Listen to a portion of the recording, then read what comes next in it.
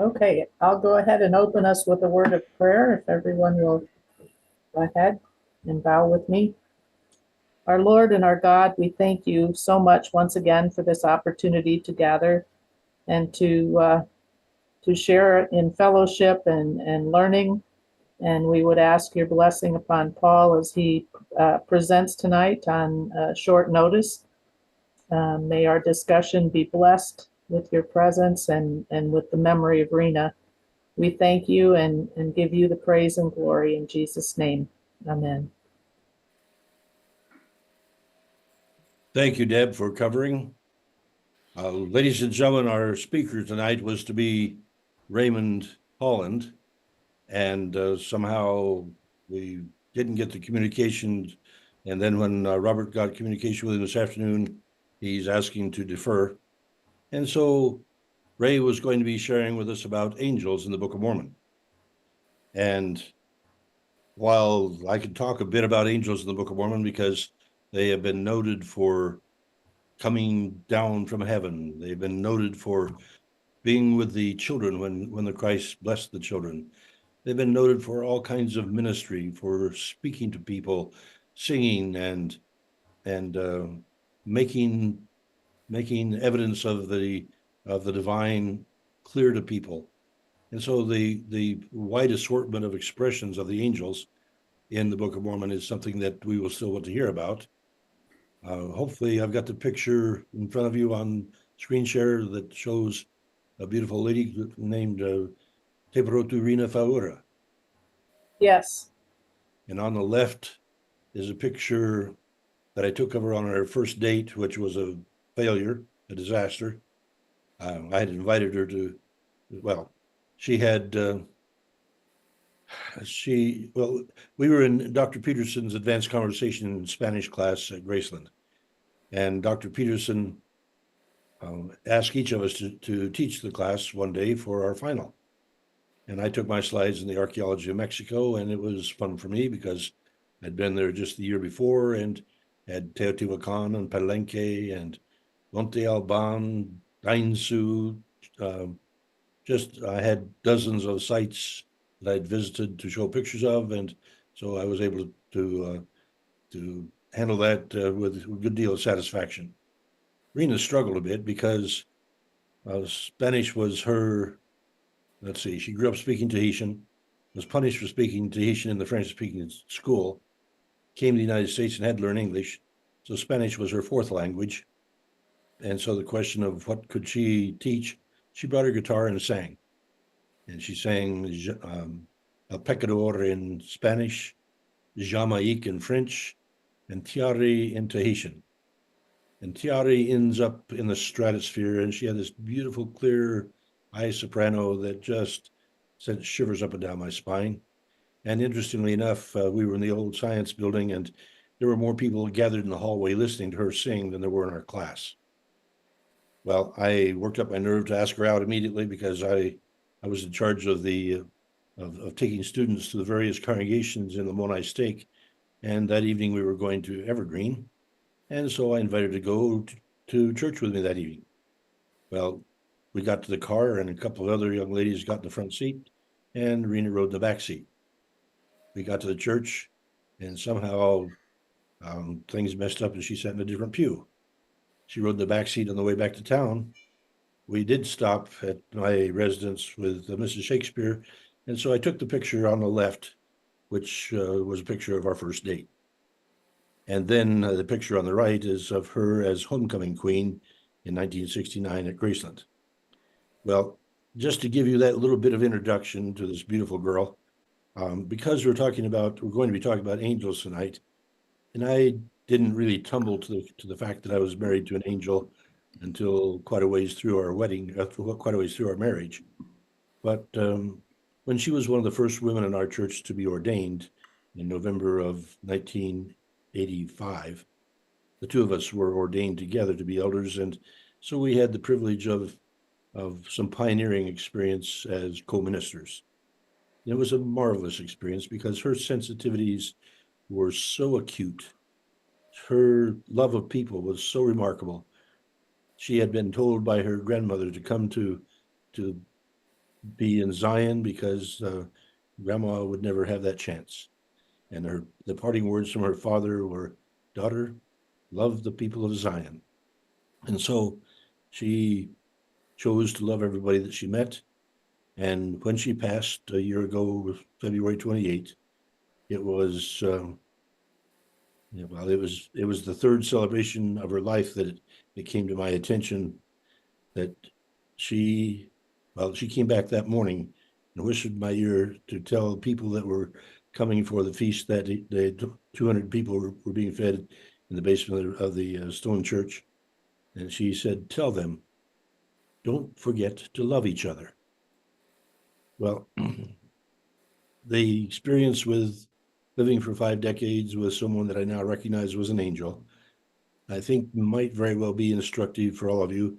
In 2013, Bob Cook interviewed her in Nauvoo, and we have tonight the testimony, and a good part of it is her testimony of the Book of Mormon. So I think it's appropriate to substitute and give you the chance to hear her voice, hear her testimony, recognize the power of the Book of Mormon as an influence in her life, and I'll be happy to try to take questions at the end. Robert, can we get the video to go? If you, okay, good. Yeah.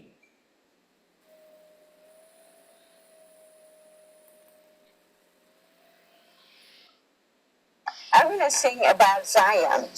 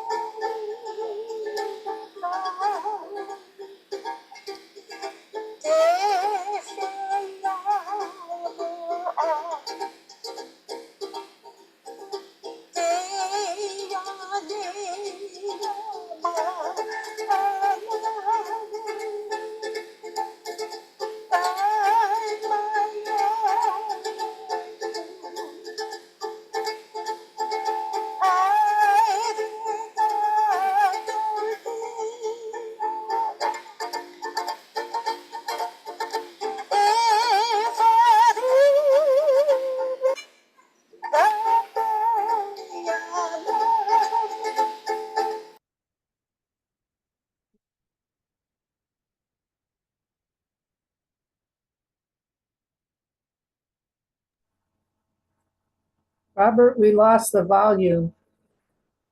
Yeah, we lost the audio.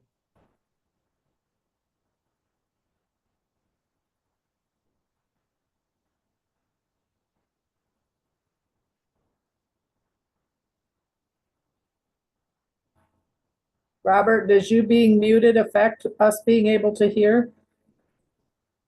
Because we no longer have audio and you're muted.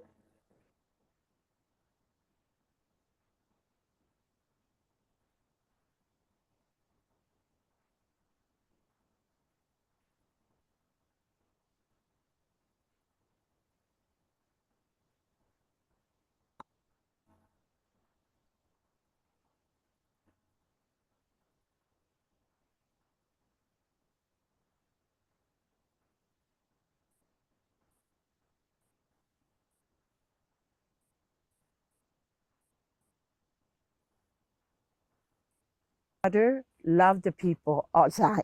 Okay, we So got I it back. came and I was loved by the people of Zion in Iowa, and one of those is my husband, Paul.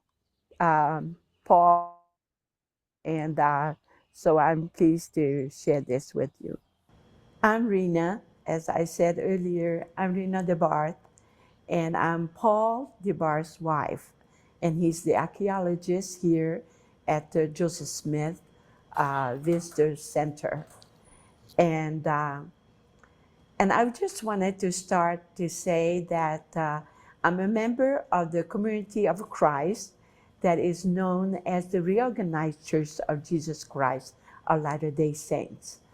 I am the fifth generation in the Reorganized Church of Jesus Christ. My background is my people is from the island of Tahiti, and I was born in Papeete, Tahiti. Right now, I would like to take us back to Nauvoo, where we are right now. In the time of Joseph Smith, and I believe it's 1843, there were 4 missionaries that were sent to the islands of Hawaii, I believe, at first. But when they got to Massachusetts, the whaler was going to Tupuai and to Tahiti. And so the missionary decided they're gonna go ahead and go to the islands.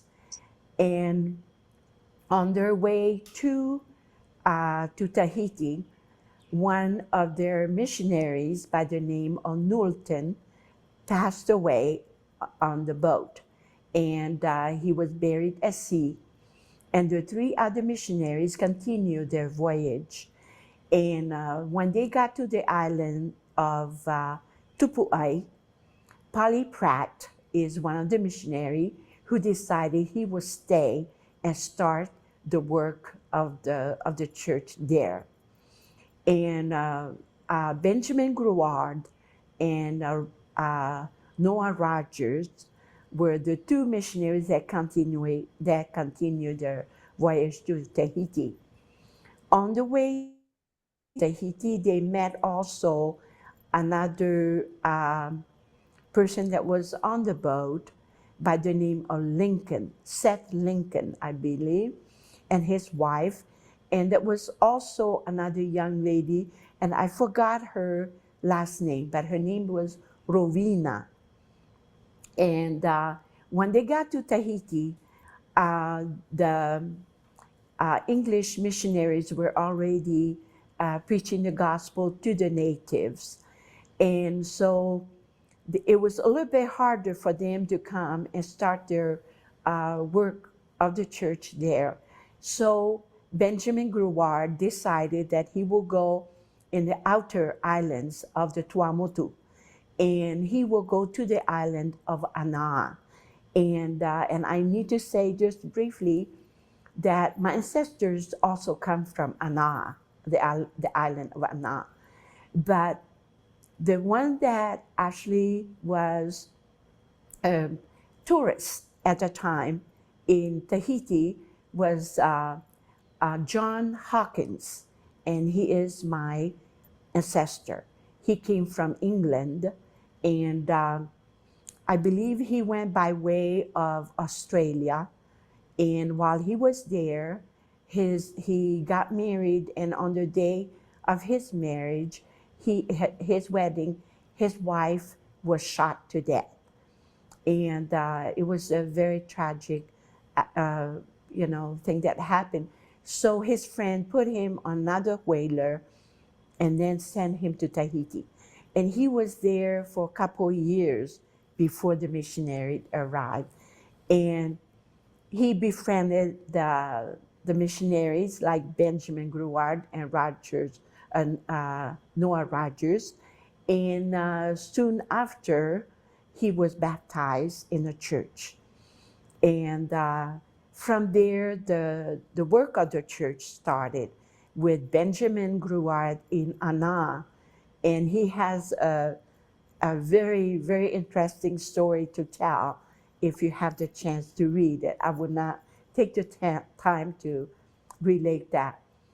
But not very long, I believe in 1852, because about that time, the French and the Tahitian were at war. They were fighting, but it was a very unfair war, if you will.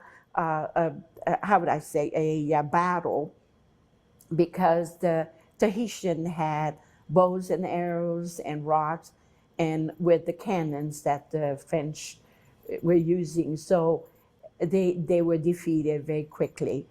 And but anyway, the French then became. They said that Tahiti was under their protectorate, and so they there were other stories that needed to be told, but I'm going to briefly tell you that they became the how do you say, the government that took over Tahiti at that time, and from there the missionaries were told that they needed to go home, and Benjamin Gruard, he was married at that time to a native of Anna. It was the daughter of the chief of Anna, and he will go back to the United States, to California, and he would take his children with him and his wife. But while they were there, I believe it was the way the story said, the climate was not agreeable to her. But I know, coming to California, the climate is wonderful. But I think at the time, because she is a very dark-skinned woman, she was not accepted. So Benjamin kept his youngest son by the name of Frank Gruard. And that is a story for all of you to read, is about the life and adventures of Frank Gruard by Joe DeBarthe. And that's my husband's great-grandfather who wrote that story. So I would invite you to read that. It will tell you a little bit more about the Benjamin Gruard, especially about his son. And but the story goes, with the missionaries being sent home, it became obvious that the church was left with John Hopkins and other elders. They were native elders, because all the missionaries, like Noah Rogers, left home earlier, and then Benjamin Gruard is gone as well. So, as in Polly Pratt, and I believe that's his name, he was sent home as well. And so the Tahitians were left without any leadership, actually, from home, from Nauvoo, because at that time in 1844, as you know, Joseph Smith was killed.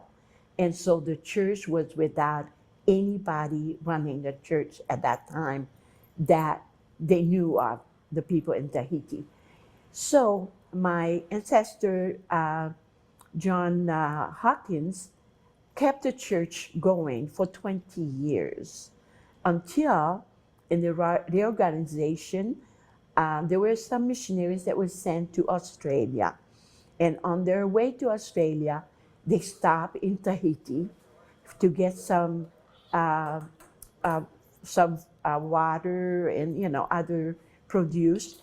And John Hawkins found out they were on a boat, and asked them, send someone to us. We're waiting. And so they did. There were some missionaries that came. So, like I said, I'm the fifth generation. My father, his name is Abraham Fauda, and he's John Hawkins' great-grandson. And He had been a 70 in our church since 1962.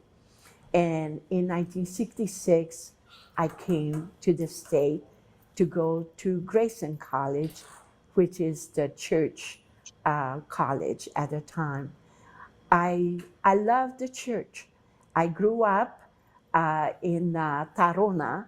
That's where our main church was when the missionary came, and they had a building there, and right across the street is where I lived.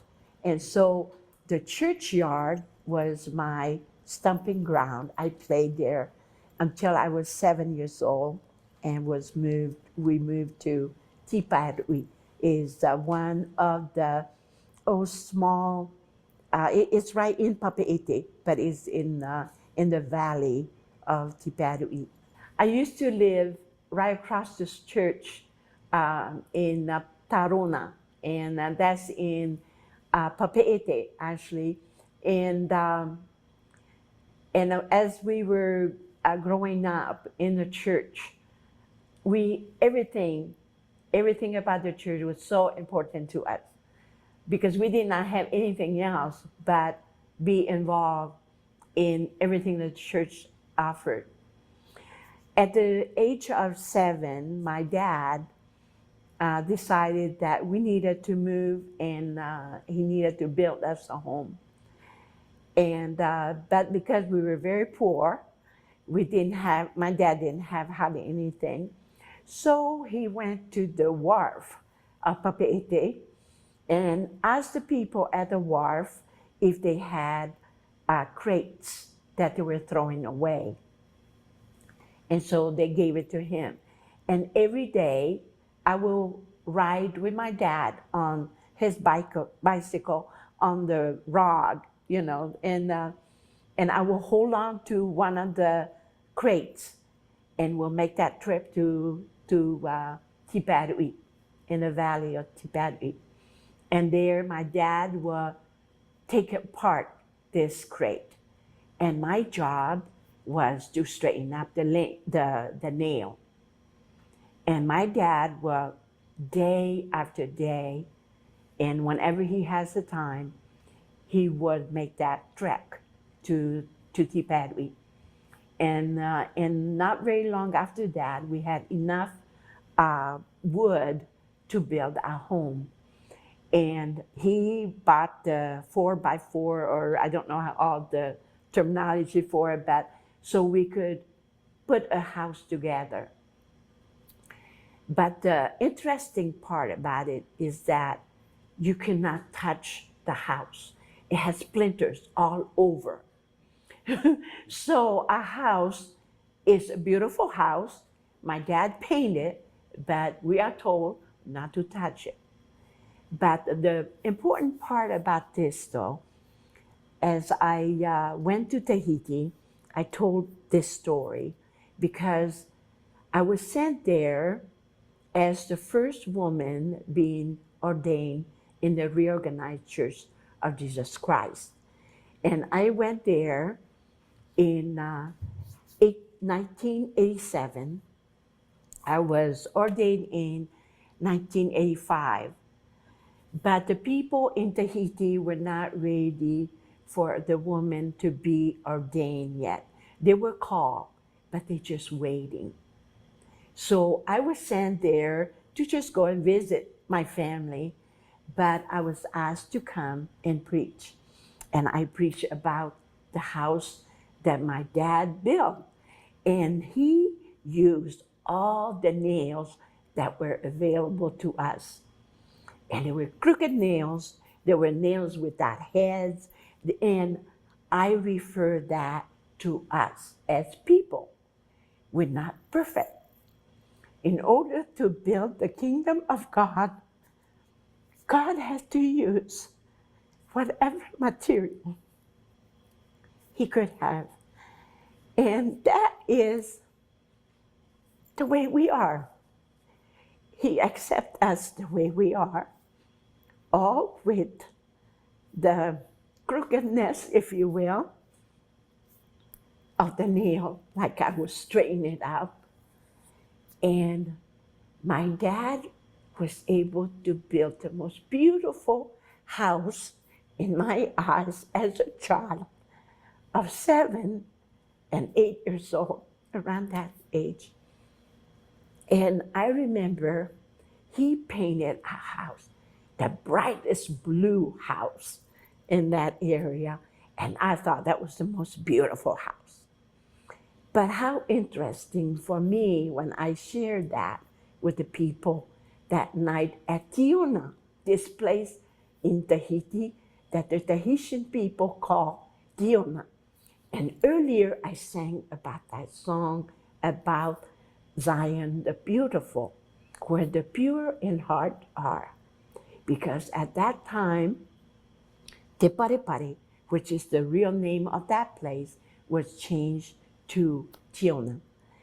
And when the church was forbidden to exist in Tahiti, when the missionary was sent home, the Tahitian gathered at Tiona, and that's where they worship in secret because they're not supposed to by the French law at the time.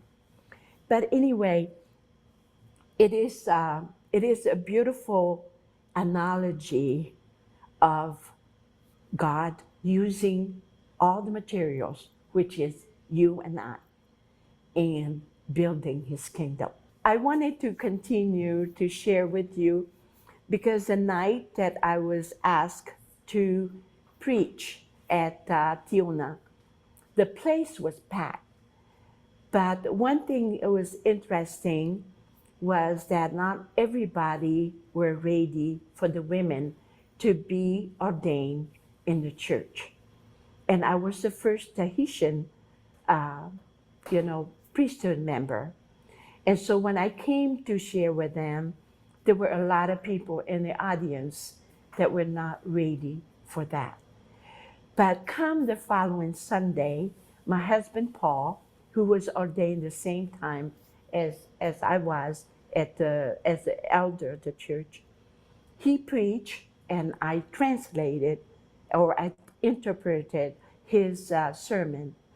And the people who came were touched by the way we were sharing in the priesthood. And after the church, I remember the presiding elder coming to me and to Paul saying, we are ready for the women to become a priesthood members. And I felt that my call as a priesthood member in a way helped them to share with us in the joy of becoming a priesthood and doing the work of the Lord. And so Paul and I felt that our trip fulfilled something that, otherwise those women have been waiting for 2 years to be ordained. And so that was very fulfilling. Can you tell about your own call? Okay, for my call, at the time, we were in Kansas City. Paul and I lived at the time in Kansas City. And it was through another minister from another church. He was a Baptist minister. He saw the Tahitian people. They are the delegates that came to the World Conference in, I forgot the year now, but anyway, they came and on their way home, they were at the airport and they sang. They just such a beautiful, exciting, exuberant people, and they were singing at the airport. And this Baptist minister watched and asked Paul, "Who are these people?" And they say, "Oh, they are the delegates from Tahiti. They came to the World Conference, and now they're going back." And he said, and Paul said, "This is my wife." and she speaks French. And this Baptist minister said, that is a Haitian man who shines shoes at the airport. Can she go and visit him? And right then, my husband and I walked to where this Haitian person was, waiting for someone to shine their shoes. In the process of talking with Cypri, with this man, I found out he spoke Creole, which I don't speak, but we understood enough French, and Creole to communicate. And I was able to get the telephone number of another lady from Haiti who spoke French. And he said, call her. And I did. When I called her, I said, can we meet? And she said, sure. And we called two other missionaries in Independence. And I called them and I said, I would like for all of you to meet this lady from Haiti. I have not met her, but we would like to be friends. And we got together and we prayed together, and we found out that their song that they sang in Haiti were the same song we sang in Tahiti. And so we had something in common. We prayed together and they said, can we do this again? And I said, why not? So we met in each other's home. They came to our house, we went to their house, and this group started growing. And she had a need. Paul and I were able to help. Paul has the ability to write letters, and I'm able to translate for them. And we were able to help this lady who had a lot of agony because her children were still in Haiti, and she was here in Kansas City, and she was safe. And in the process of time and of prayer and of getting together, we were able to bring her children to her. And in the time we were meeting at our house, I remember our presiding elder and the assistant came that night, right after our get together with the Haitian, our prayer and so forth. They said, Rena, we have someone, we would like to share with you and Paul. You have been called to the priesthood. And I said, I am willing and accepting the call. And I said to them, I had my experience a long time ago, before even the women were called to the priesthood. I said, in 1976, my father, who was a patriarch of the church at that time, came to the state and stayed at our house, and he gave me my patriarchal blessing. And in it, it was such a beautiful thing that because I asked for God to guide my life. And so my dad prayed about it, I prayed about it. And we got together and he offered the prayer. And in the prayer, my dad said to make the prayer as your way of life. And you pray for everything. And if you pray for your husband, your children, and all the activities that they do, it will be successful. And I believe that. And then in it also, it says, when the church will call you to assist them in anything, for you to accept that. And so I said, yeah, I already had accepted with God at that time that when he will ask me to do something for the church, I will do it. And so that was one of my testimony that I was ready to accept the call. The second one, I must say that I was not good all the time in prayer, because at one time I stopped praying. And And I know that I needed to pray. But I am rebellious.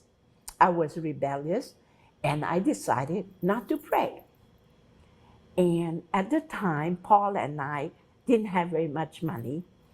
We did not have insurance, health insurance. And so we depended a lot on the priesthood, the elders, to come and administer to our children when they sick. But because I was rebellious, I did not ask for them. And our children, two of our oldest daughters, were sick at the same time, and they had a very high fever. And their legs were, I don't know how to call that. What is it? It was convulsing. And that night, I watched them, and I was really sad because of the decision I made that I did not want to pray. I did not want to have someone to come and administer to them. And I knew, though, what is the right thing to do. And so I asked God for forgiveness because I know all along that I needed to pray. And so I closed my eyes and I put my hand on both of our daughters' feet. And I started praying. And when I prayed, I don't know for how long, because I had a lot to unload. And then I said to God, whenever you want me to do something for you, then I am ready. That was, I believe, in 1978. And at that time, the church had not called the women to the priesthood. It was later, in, I believe, the date in 1984, I believe, when they were called. So when the call came, the presiding elder of our congregation came to share with us that I had been called. I told them I was ready already, a long time, and but I needed to share with my parents because the people in Tahiti were not used to have women in the priesthood, and so is my parents, who are my parents. My father was a patriarch at the time. He was waiting for God to talk to him. And when God will speak, he will hear and he will accept. And it did happen because I asked the presiding elder, give me 2 days. I would like to call my parents and share this with them on my call, knowing that my mom may not accept. And I said, it's all right. I'm ready to accept, even if she would not accept. Well, I called my mom and dad. My dad answered the phone, and I wanted to talk to my dad. And my dad said, here's mama. And I said, oh, I want to talk to my dad to explain to him. It's easier for me to talk to him. And my mom came on the phone, and I said, I had to be brave and share with my mom.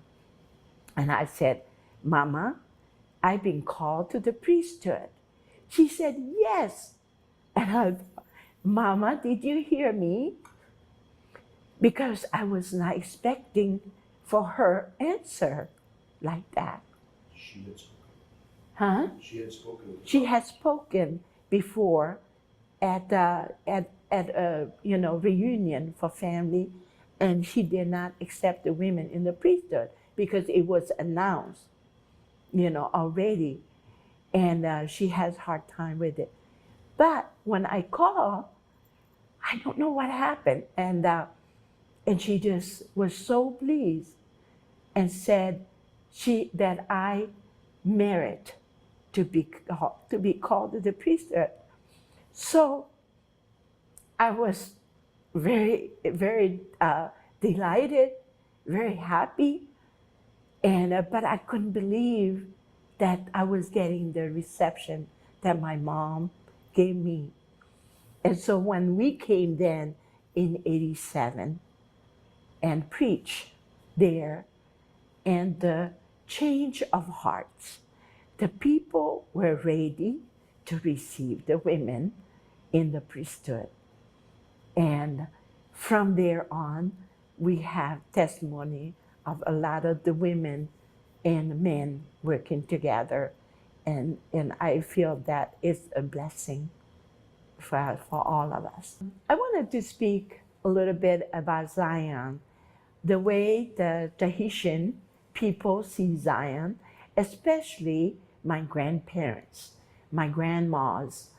And they grew up in the church and loving Zion. And they talk about it, they sing about it. We talk about Zion the beautiful, where the pure in hearts are, where there's no poor among them. And before I came to the state, I had a chance to speak with my maternal grandma, Comac. And she just loved me so much. And she said, "Oh, granddaughter, I am so happy. You're going to go and you're going to be able to see the land of Zion for us." And so I was looking forward to that because we talk about it at church, but they loved it. I could see my grandparents really love Zion. And they knew that they would never be able to come and see the land of Zion. But I was coming in 1966. But it's kind of interesting how people are, that even the very best of us, the people of Zion, sometimes we are not the best. We are prejudiced against other people. And I was one of those people who came and I fell in love with Paul DeBarthe. And we are not of the same culture. I am Tahitian and he's American. And I remember that people questioned about our getting married, that it was not right because I'm not of the right color. And they questioned about not being able to make it, maybe a year. But I'm happy to say, Paul and I have been married for 42 years and we'll celebrate our anniversary on the 14th of June this year. And we have 5 beautiful children and 6 beautiful grandchildren. And I'm speaking to you. I want you to know I love your grandpapa so much that I was willing to leave my country, the country of Tahiti, where the people love me. I have beautiful parents who loved me, who taught me the right way to be, and it was strict. They were very strict. I was not able to speak to boys even at age 17 because they want me to be proper and to finish my education. And then you think about boys afterwards. So when I came, and because I didn't have any boyfriend in Tahiti, so there is no one that I was really looking forward to go back home to. And Paul met me in our Spanish class, and invited me to go to church. And we got married, and it's interesting. Your grandpapa never asked me to marry him. This is what he said. How would you like to build a home in Zion? And I said, I like that very much. And that's my story about getting together. And Grandpapa and I love all of you.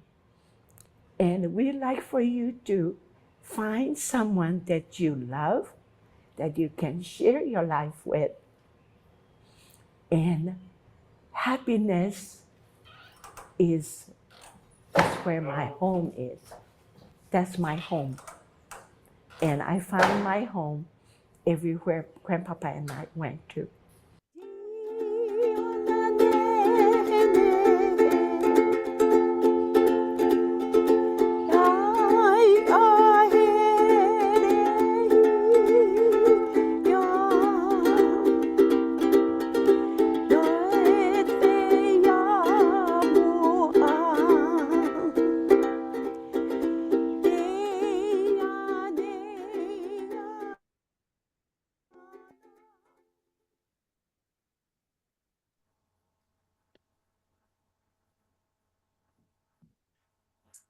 Okay.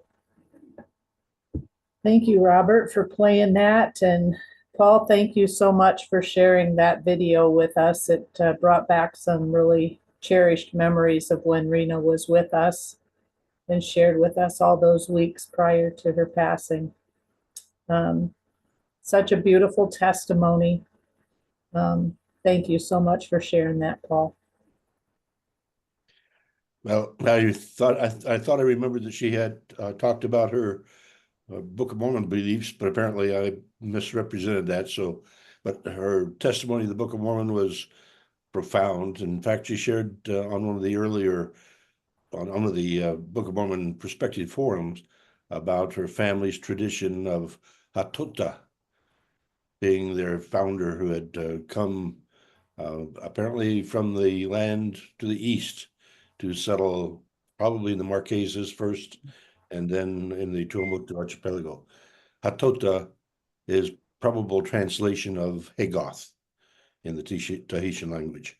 And so interesting that that their family tradition gives us a tie directly back to the Book of Mormon. I'd be happy to yield to other questions. I would make one correction. I think it was Orson Pratt who was the Pratt that stayed at Tupuai and was leader of the church there.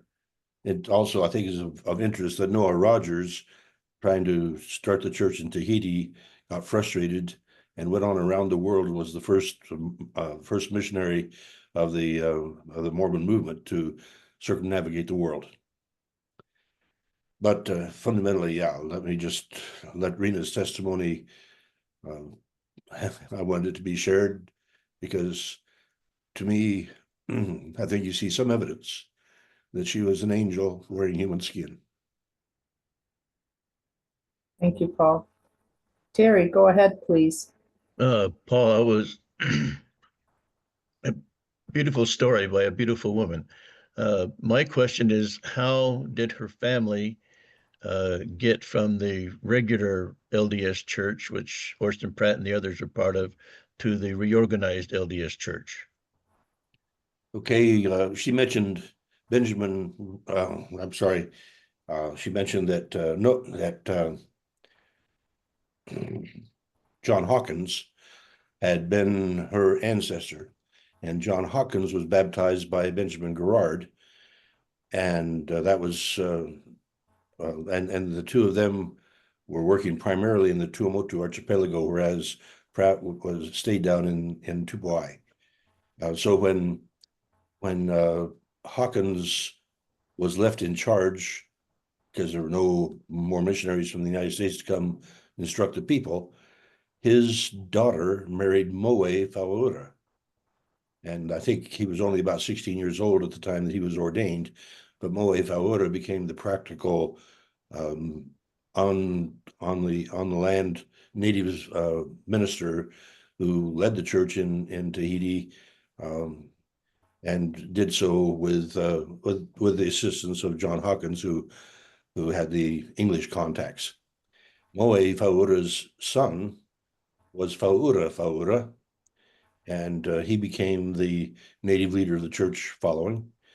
And then Faura's son was Abraham Faura, who was Rena's father. That's how you only get 5 generations from 1844 up until, well, because these were long-lived gentlemen who then had significant leadership in the church. And so because they then contacted, the reorganization contacted them in 1872, I believe it was, that was the connection that helped tie them together. And so when Joseph Smith III discovered that that here the Polynesians were still being accepted on their original baptism and were still holding the church together in Polynesia, then he designed the church seal. He put palm trees on the church seal to give indication worldwide that the tree of life would reach around the world.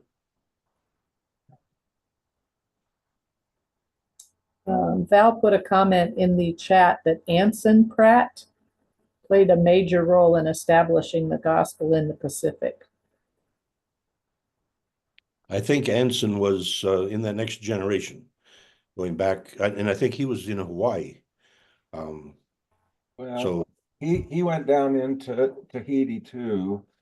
And Orson Pratt, neither Orson Pratt or Parley Pratt were in the Pacific, I don't think. And the LDS Church published a history recently of the church, and they had a lot about the role that Anson Pratt played in the establishment of the church down in the Pacific area. And then what happened was they were booted out, as Rena was saying, for quite a few years. And when they came back, the polygamy was out in the open. And I was just reading this, or heard from a scholar the other day, that the Tahitians didn't really want to practice polygamy. So the reorganized church was a more acceptable version of the gospel when people started coming back, because both the Utah church and the reorganized folks ultimately got in contact with them, and they opted for the reorganization because of polygamy. Thanks, Val. Paul, Carol's asking, are your kids still following, do they still follow the Community of Christ traditions? yes, however, only one, our 4th daughter, is currently pastor at Shawnee Drive.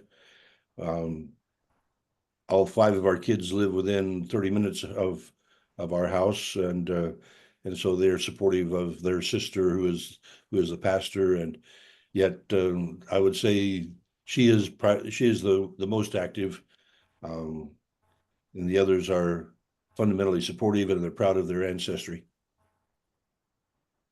Thank you. Roger Gilbert, go ahead, please.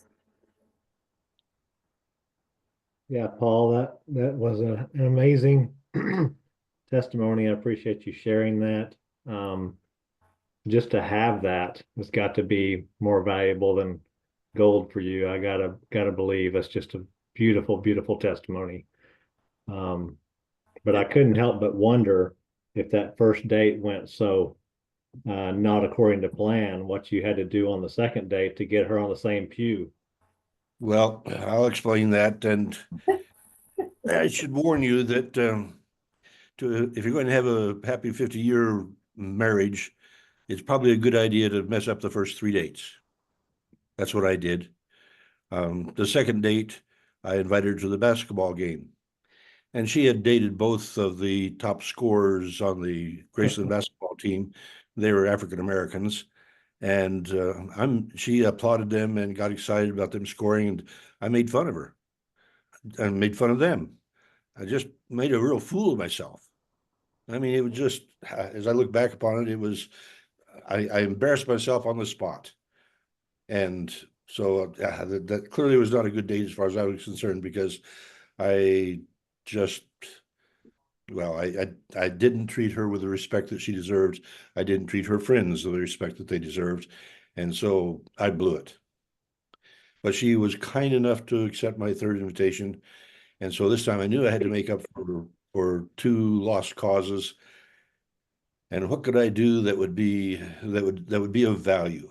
Well, my parents were the bookcase, or the bookcase in which I grew up. Dad, the quiet minister, the farmer, the one who spent his Sunday afternoons going to the old folks' home and the hospitals to pray for people. My mom was the academician. She was the librarian. She's the one who pushed. Well, when my older brother asked her when he was about 13, what is it that we really believe? And she told him, David, our belief is in all truth, and it's your job to go find it. It's interesting how he, as an earth scientist and teacher, and me as an archaeologist, both have been able to go find it in the scientific world and in the religious world as well. And we've not had a conflict, because when you're looking for truth, and God is a God of truth, then whether you're finding it through religion or finding through science, it doesn't matter, because you're still in the same pursuit. Now that I got distracted there momentarily, but the third date, then I took her to meet my mother and dad, and that was, well, Dad was pretty quiet, but Mom and I spent 2 hours asking her questions, and the poor girl didn't tell me until much later that when a young man invites the girl to go meet his parents, that means that he's proposing marriage. And so she broke out into hives and had to go see the doctor as a result of her third date.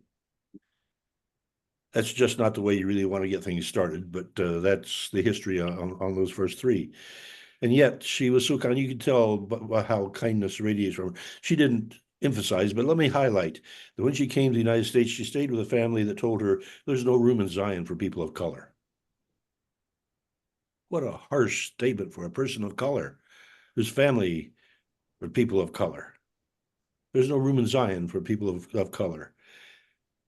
And her response to that, well, see, that would have been 1966. We got married in 1970. And so she invited that couple to our wedding and had them stand in the reception line.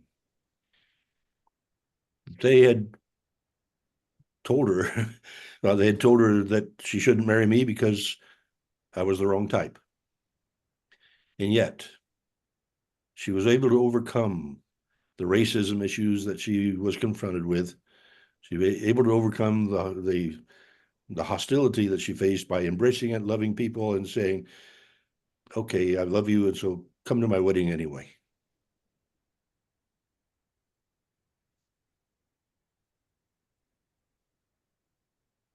And then she also didn't mention that she had stopped praying because she had been receiving such caustic and discriminatory comments from people around her. And yeah, there was just all the little jabs of, why do you give your kids such strange names? And the assortment of othering, the idea that she was somebody that was other, or not somebody that belonged, was something that she had to overcome. But she made that determination that she was going to love everyone in Zion, and that meant there was no one that she could exclude, because you don't know who's going to be in Zion unless you love them in. And so she made that her purpose, and that's why she learned so many languages, because she wanted to be able to communicate with people face to face in their own tongue as a statement of love. Paul, Paul, you've told that story about the 3 dates many, many times. I don't think I've ever heard you tell about your fourth date. Well, let me tell you about the fourth date. And the fourth date has become much more significant to me in this past year.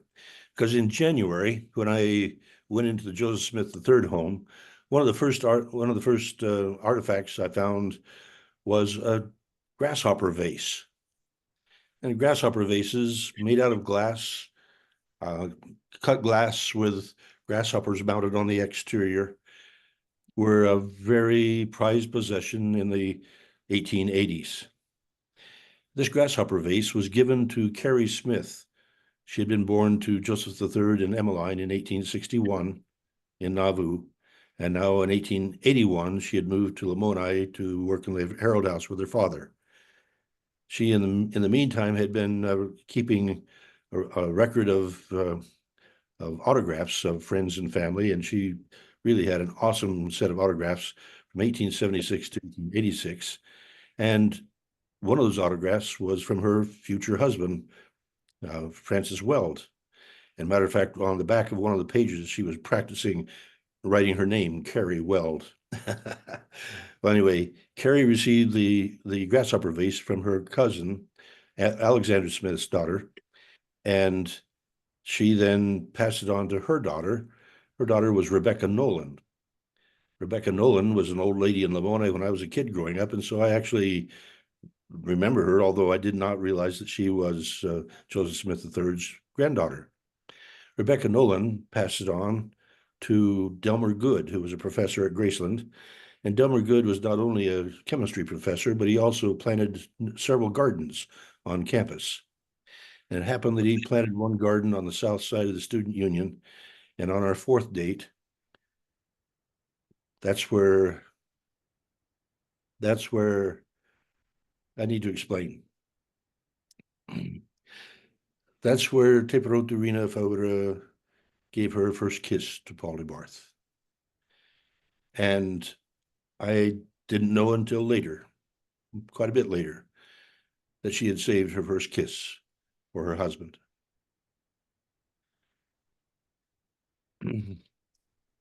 Getting pretty close to home, David. That's probably why I don't talk about it so much.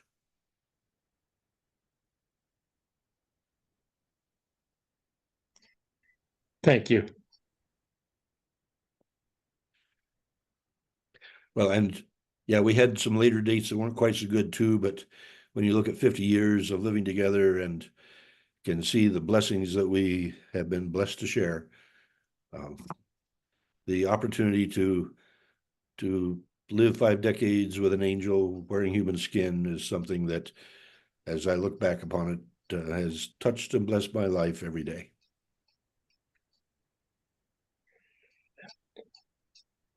Elmer Good's daughter, Louita, grew up here in Lamoni, married Richard Clothier, and Richard and Louita both served at Graceland on the faculty and are well known for the work they've done in the music for the community of Christ.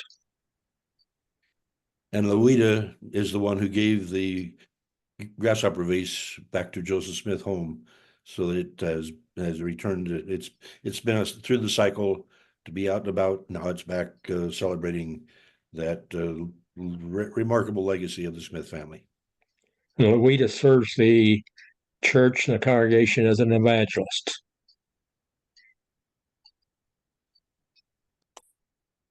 But Paul, I don't really know you, although I've listened to you for over 4 years, but you seem like the kind of person who would, rather than ask someone to marry him, ask her a much deeper question.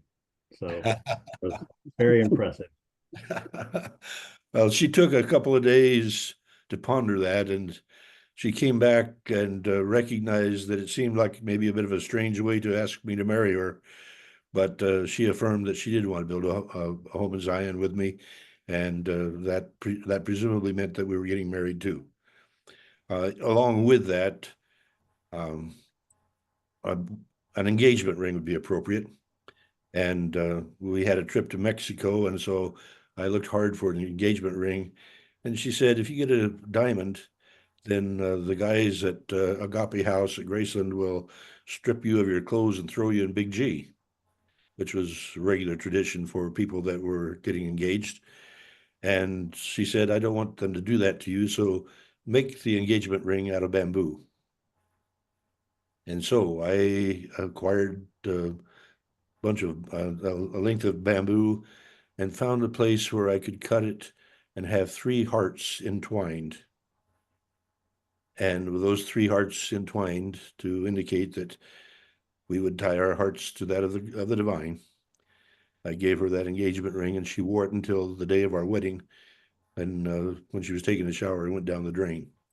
But she got the wedding ring that night.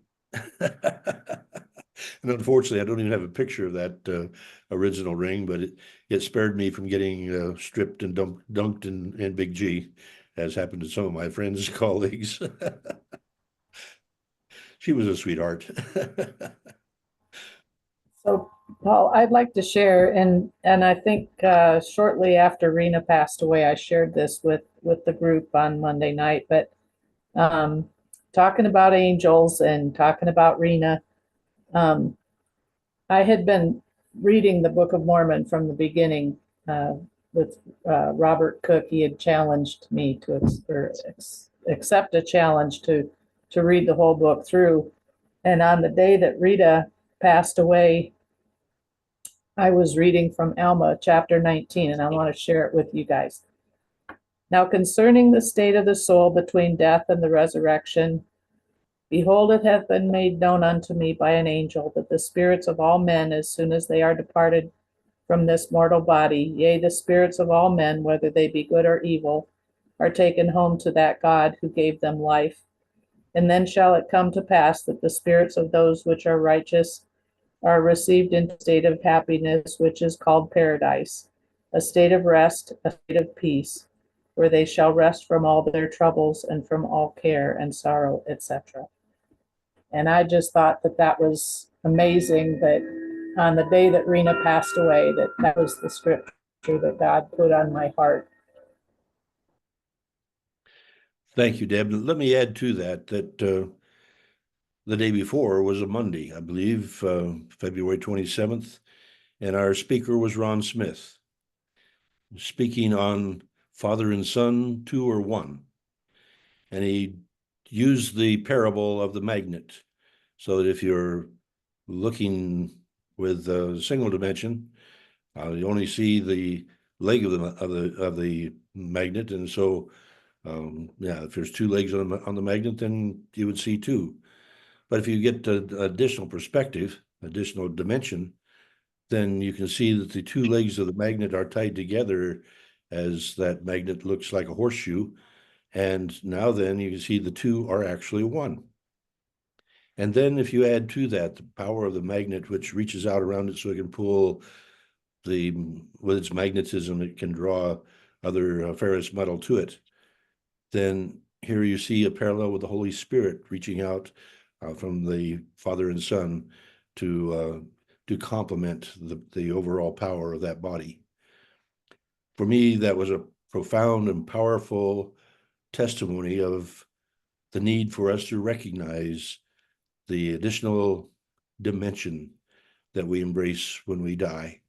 And here, the next morning, Rena passed to the 5th dimension to be able to, well, when she came back on the day before Christmas, she said, tell them the portal to joy is always open.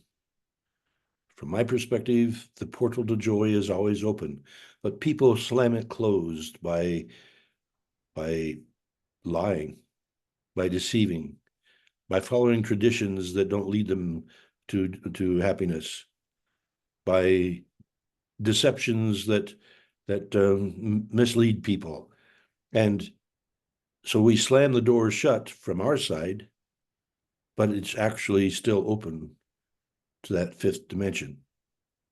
And then she said, tell the kids to enroll in the spiritual university, for you have the sight, sound, taste, smell, the feel, the joy of a hug, the joy of a kiss.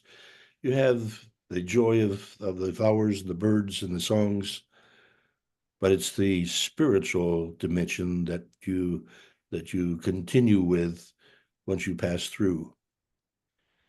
Well, I think most of us are a bit have a ways to go to qualify to be in the spiritual university, but I think she's quite correct that that's the direction we need to be going, because the spiritual dimension is the one that reaches beyond time and space. And thank you, Ron. And you're welcome to clarify if you'd like to, because to me, that was a profound message. I don't need to clarify. You did fine. Thank you. Okay, Joetta, go ahead, please. Paul, you know what your family meant to us, and we journeyed with you two almost all the way.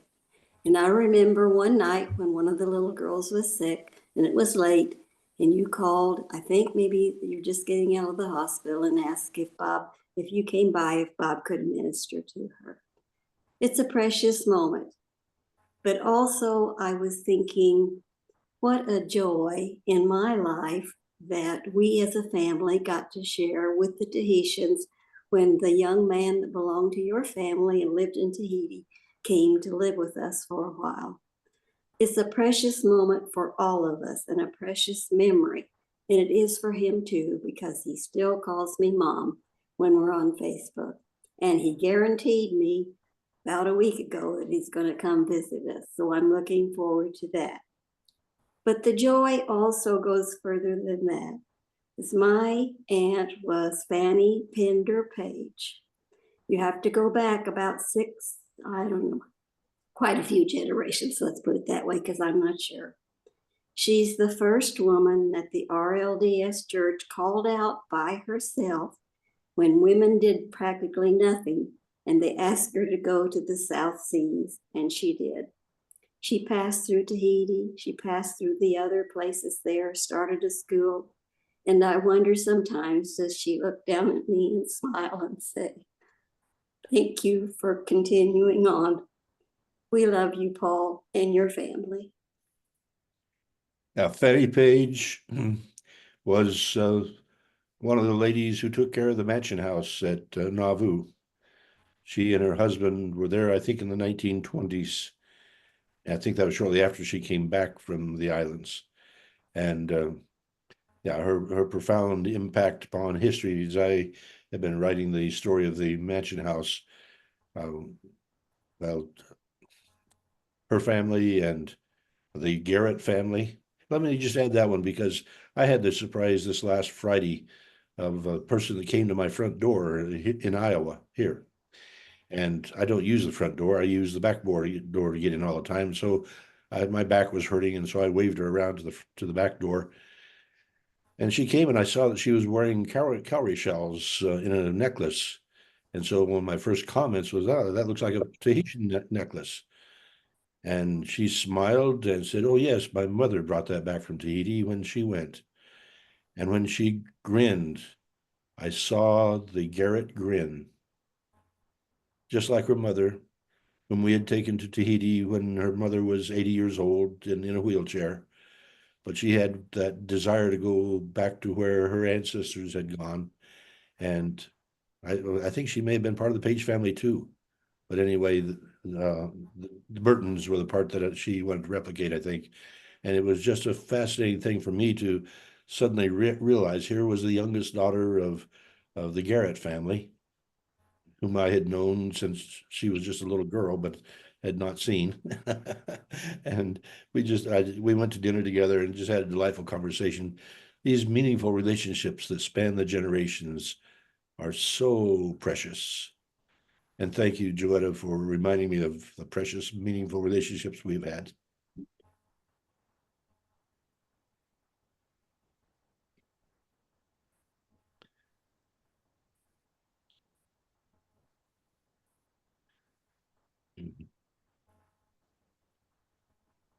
Let me add another dimension, because Rena spoke of Germaine Blaise, the lady from Haiti that she met as a result of meeting Cypri at the airport. Germaine had been married to a gentleman who spoke English. And during the days of the Tonton Macoute under Papa Doc Duvalier and then maybe Doc Duvalier, I don't know under which one's rule this was, but her husband got retired. And in Haiti, that meant that along about midnight, they came to the house, grabbed him and pulled him out on the street, put a gasoline-soaked tire over his neck and threw a match on it, and they got to pick his bones up off the street the next day. And so she had to flee. She had to come to the United States and seek asylum. But her children were still in Haiti. And so we spent a couple of years writing letters and trying to help that family get reunited here. And we're remarkably successful. All of her children were able to come.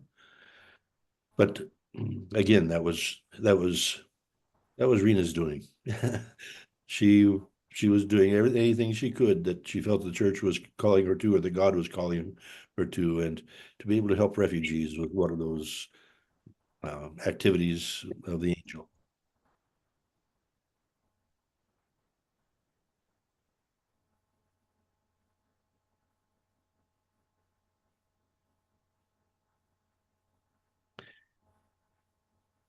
You heard her tell about making prayer the way of life, and she had stopped doing that for a while, and so felt the consequences when her daughters were in convulsions. And then she also mentioned the fact that she had already received the message through her patriarchal blessing that there was a hint of her call. Just well, and the simple fact that she faced the necessity of drinking from the colored people's fountain, going to the colored people's bathroom, and being told there's no place in Zion for people of color. And then we got to meet the Lovings. This is the couple whose marriage, he was a white man and she was black, and they took their case to the Supreme Court and they prevailed to, I think it was 1967, that their Supreme Court finally allowed blacks and whites to get married. And so it was just a couple, well, we'd only been married a year or so at the time that we got to meet them. But to recognize that people have interchangeable organs. Our hearts beat by the same rhythm. We have the same fundamental issues and cares, and when we can work from our commonalities, we can overcome all kinds of odds. So this forum is something that Rena supported. We had been on the archaeology project in Nauvoo for years, but she and she particularly appreciated that we had people who were from the LDS and people who were from the Restorationists and people who were local and people who were regional, all working together on the digs. And we had to be careful about talking about politics or religion, but it was so much fun to eat together, laugh together, dig together, find things together. And to me, it was a taste of Zion. And so for us then to have the COVID and get to have to stop the dig, but then organize for the Book of Mormon Perspectives Forum. And here again, we get to see you as friends gathering together, building commonalities, building from our commonalities to be able to reach across the barriers that may have been our cultural past, to reach across the differences, opinion. The fact that we've been able to have presentations on the land of Nephi in Peru, in Guatemala, in Georgia, in the Malay Peninsula, in Chesapeake, and in Joseph Smith's Head. I mean, all of these presentations had good information presented by people who were confident that they were right. And you've been amicable enough to be accepting, to ask good questions, to allow people to present their views and appreciate that we do have this diversity, and yet we have the unity of belief. I think most of us at least have the belief that what the Book of Mormon has to teach us about the message of the Christ is fundamental to the promised land that yet is before us. Terry has a question or comment. Go ahead, Terry. I met Rena once in 2016 and 2017. My wife and I were on LDS missions in Nauvoo, and I was assigned to FM, which is facilities maintenance.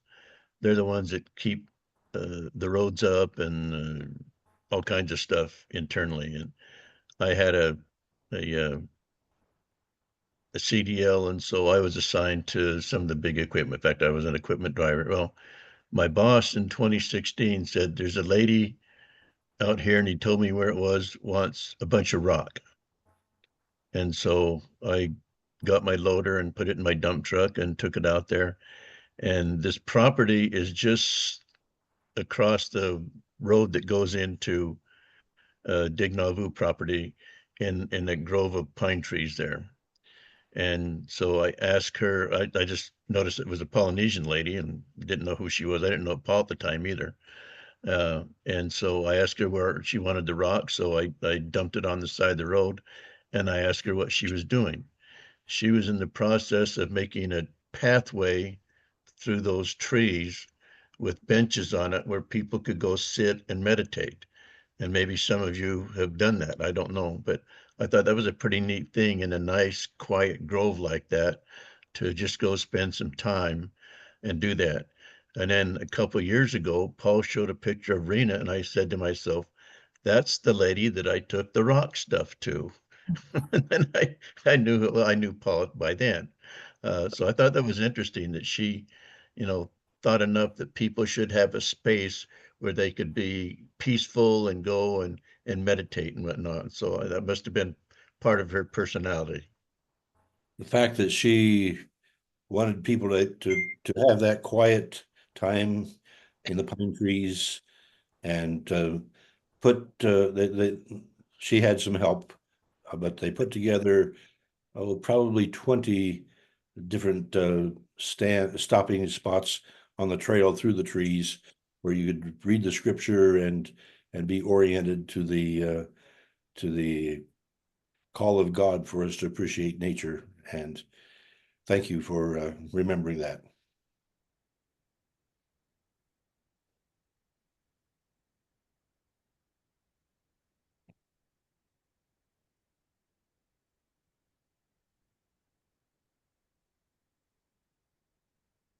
So who's coming up next week, Paul? All right, next week we have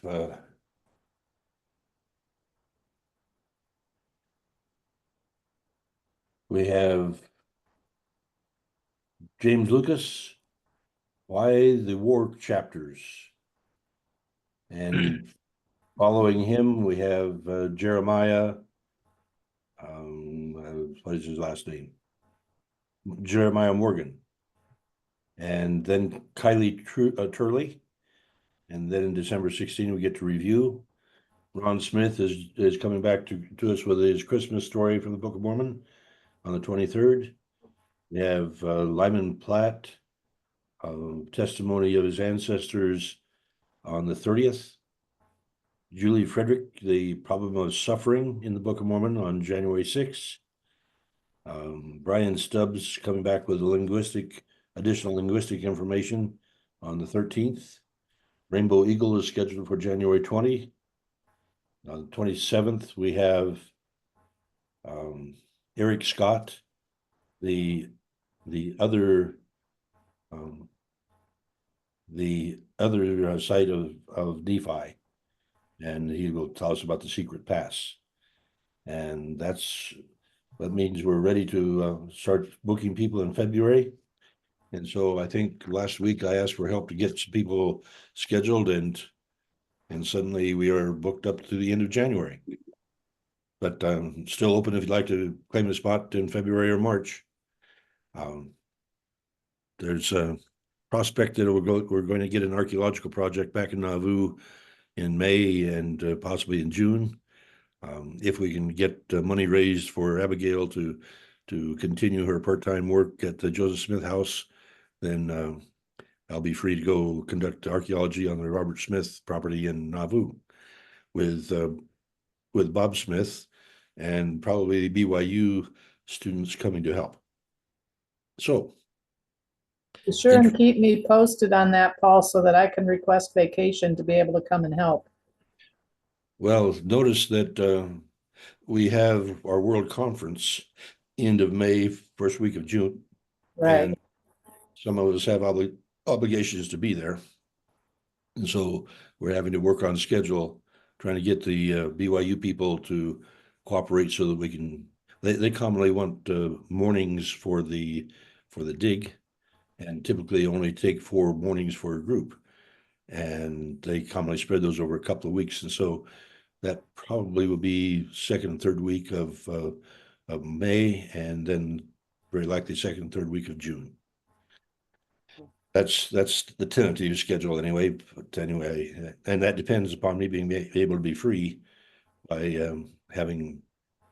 Abby has done such a marvelous job of covering for me in the month that I've been disabled, that the other volunteers are pleading and planning and working it out to try to make sure that she stays as at least a part-time person until she can earn the grant money to be able to get a decent salary. But our hope is that she gets to stay as our museologist. On that subject, Paul, how are you doing?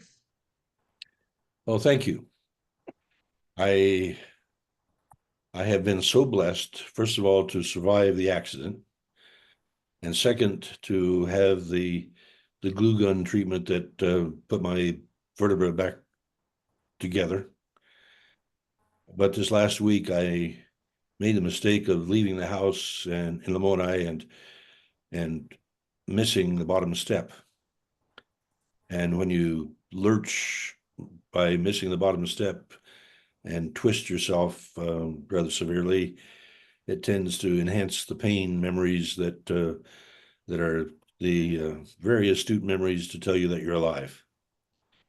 And so I've been enjoying those a little bit more since, but it makes it more difficult to get to sleep at night if you can't ever find a comfortable position. But I may have slightly impaired myself, but I am still mobile and so happy to be back on the job. We'll be decorating our Joseph Smith III house for Christmas tomorrow, and well, just as an example here, what was it? The third week after my accident, I made the trip up to Cameron to participate in the LDS-sponsored Book of Mormon discussion. And there I handed out some cards and people were interested in the dig and so forth. And Mr. Slade indicated that he particularly wanted to come work on the dig. Well, a week ago, last Saturday, he came for the dig, but it was raining. But he brought his camera and light materials and took pictures of the artifacts that we already had and got them posted on our I Dig Lamoni webpage. But then he came back to participate in the volunteers program. This was the volunteers program where we had a cake with a diploma on it because Abby had finally gotten her diploma from Graceland after most of a year, but it finally came through, so we were able to celebrate and it made her happy. Then Mr. Slade and his wife and son and daughter came back this last Saturday to dig with us, and they have volunteered to come help put up the decorations tomorrow. So interesting how volunteers materialize, in this case from 50 miles away, but they're anxious to participate, to help, and to share. And well, I think when David mentioned that Mom had said the real objective is for us to find the truth. And I think that Stephen Slade found that to be a welcoming and embracing kind of a concept and something that he could share with us as well. Saturday, while the Slades were here to do archaeology, my brother Paul climbed down in the pit with a shovel to demonstrate how you could use a shovel to scrape to do archaeology. You can imagine a guy with a broken back that's been glued together just a month ago down in the pit with a shovel. I yelled at him. Good for you, David. Good for you.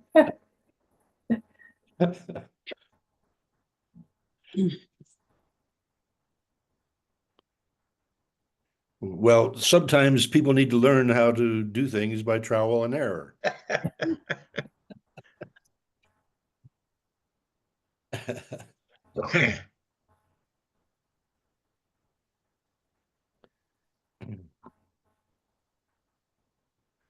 Well, ladies and gentlemen, it's been a pleasurable experience for me to try to respond to your questions, to have a chance to see my wife again and share the remarkable testimony that she had to share. A lifetime of experience, tough to summarize in 30 minutes, but you can appreciate that that's an assignment that I'm very pleased that Bob Smith captured back in 2013. And for him to send that to me after she passed was a real blessing. As somebody's already mentioned, what a treasure that is, because to hear her sing, to hear her speak, to hear her testimony again, you understand why, for me, the 50 years spent with that angel is, I look forward to being with her again.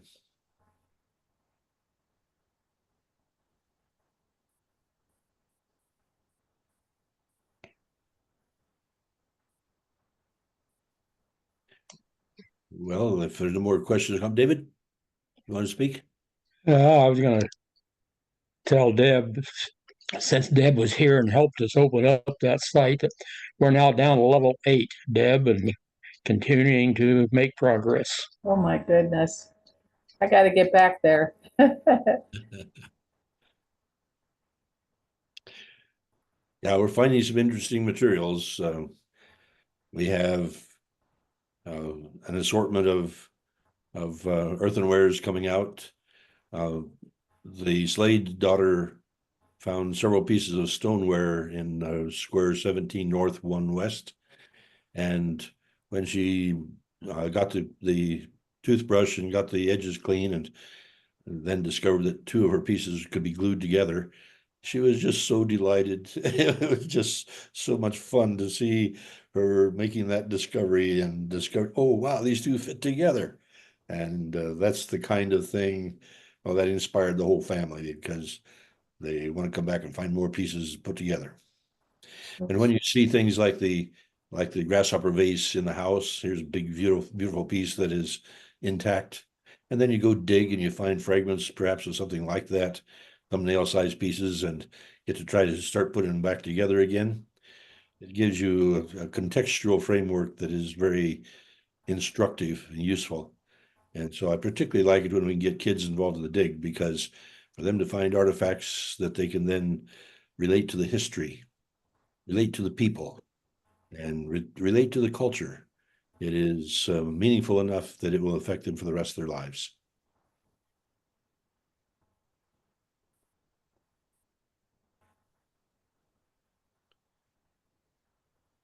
Rainbow Eagle, you've been quiet tonight.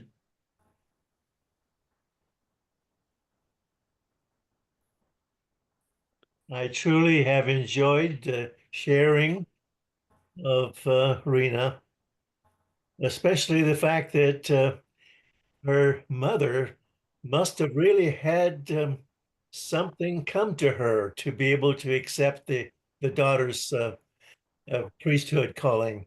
I sure would like to wonder what Rena's mother, what turned the corner for her. Do you have any idea? Yes. You need to appreciate that in Polynesia, women were not allowed to even step on the marae. Marae were sacred places that men could visit, perform ceremonies on.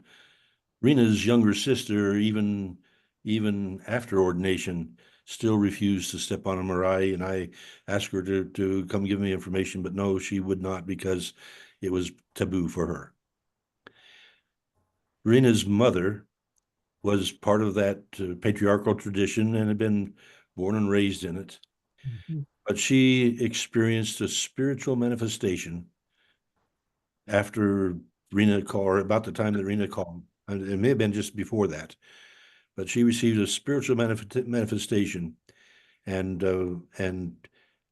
it got translated for me saying that for many women this is not appropriate, but for this one it is. Mm-hmm. Yeah, thank you. Wow.